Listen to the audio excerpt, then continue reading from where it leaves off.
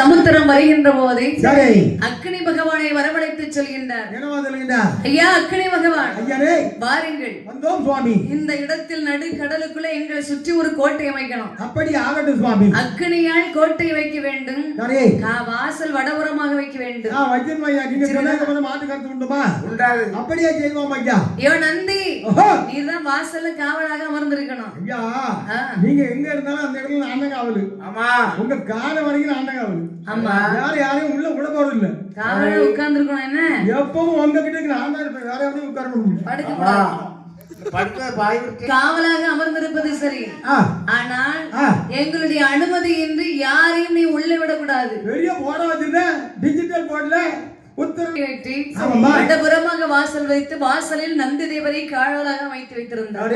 இப்படி இங்கே இவர்கள் அமர்ந்திருக்கின்ற போது பரம கடவுளானவர் தன்னுடைய சடையிலே இருந்து ஒரு சடை எடுத்து பார்வதி அழ்பிறப்பையெல்லாம்